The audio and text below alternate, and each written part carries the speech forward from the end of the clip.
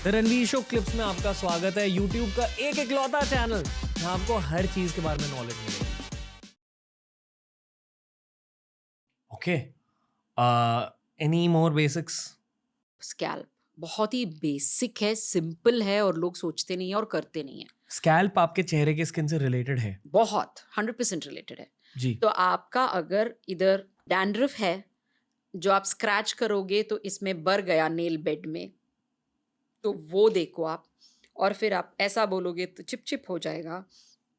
या आप सोचते हो कि बाल बैठ रहा है, तेल तेल हो रहा है, तो ये सब चीज़ें नहीं होने का। तो ये सेबोरिया हो सकता है, सेबोरिक डर्मेटाइटिस हो सकता है, कभी कभी सेबोसोराइसिस हो सकता है, सिर्फ डैंड्रफ हो सकता है, सिर्फ ड्राई स्कैल्प हो सकता है, ये कुछ भी हो सकता है। तो इसलिए आप डॉक्टर के पास जाके उसको पहला साफ करना बहुत ज़रूरी है।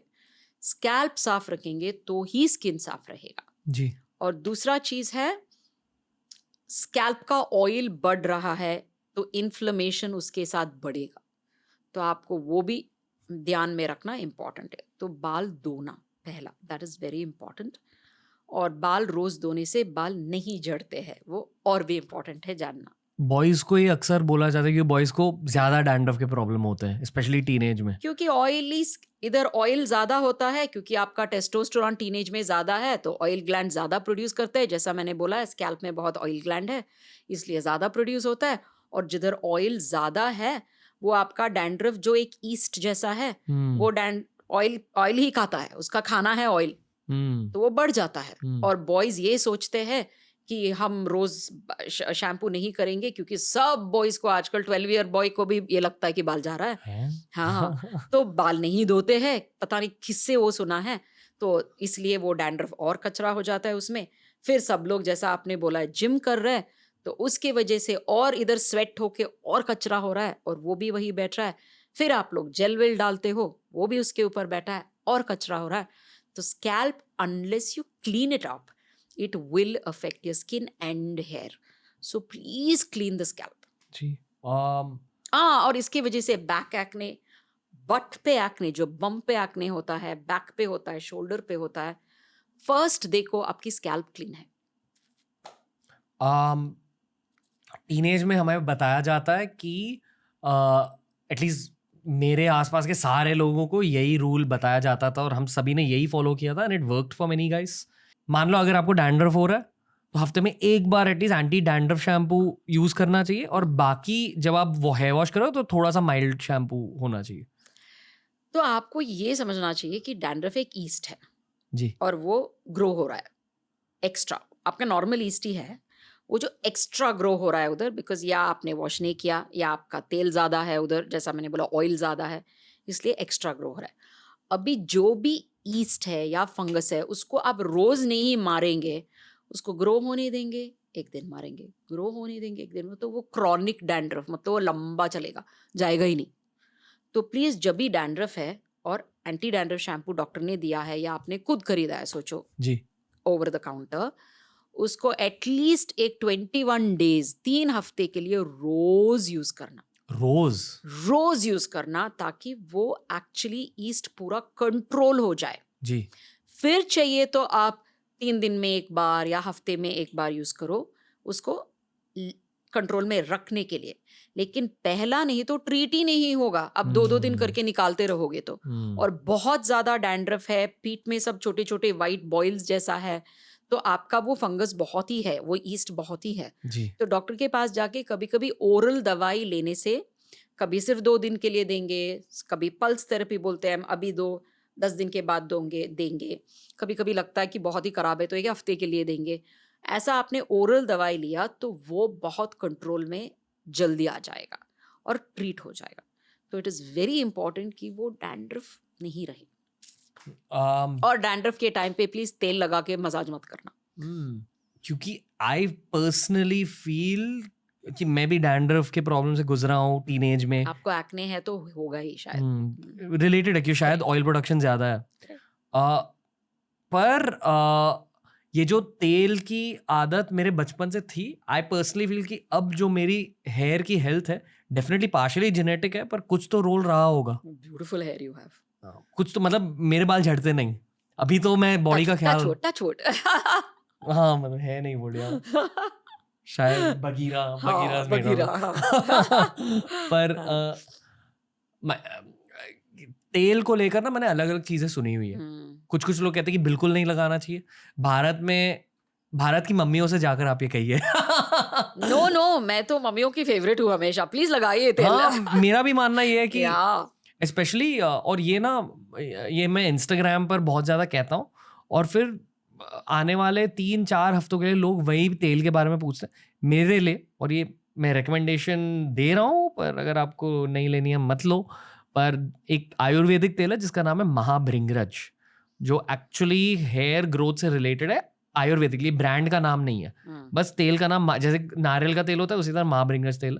बस कहा जाता है कि ठंडियों में नहीं यूज करना चाहिए क्योंकि बहुत मोटा तेल होता है वो। I don't know the logic, I don't know. पर उस तेल की वजह से मेरे स्कैल्प को बहुत ज्यादा फायदे मिले। Really? हाँ, और आज भी मतलब मैं वैक्स लगाता हूँ शूट्स के लिए, और ये हर दिन लगानी पड़ती है। पर मेरी post styling hair care routine बहुत लंबी है। अच्छे से महाभृंगराज तेल के साथ हर दिन मसाज करता हूँ स्कैल्प को, और एक mild shampoo which is oil based उसे यूज़ करता हूँ ताकि तेल भी निकल जाए, स्कैल्प भी साफ हो जाए। और मैं ब्रेक्स देता हूँ, मतलब वीकेंड्स को फिर क्योंकि शूट नहीं कर रहे हैं तो तब नहीं लगाता हूँ। एंड जनरली मुझे I don't have to face hair loss. Definitely यहाँ योगा, प्राणायाम, डाइट का भी हाथ है, Of course. पर स्पेसिफिकली आई फील कि जब मैंने रेगुलर तेल मालिश की आदत स्टार्ट करी मुझे बहुत ज़्यादा बेनिफिट्स मिले।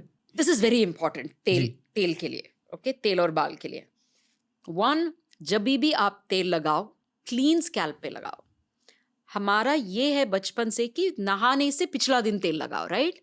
नहाने से पहले तेल मसाज करो, जी। बट वो नहीं करना चाहिए, क्योंकि नहाने से पहले हमारा स्कैल्प मोस्ट गंदा है, इसीलिए हम नहा रहे हैं।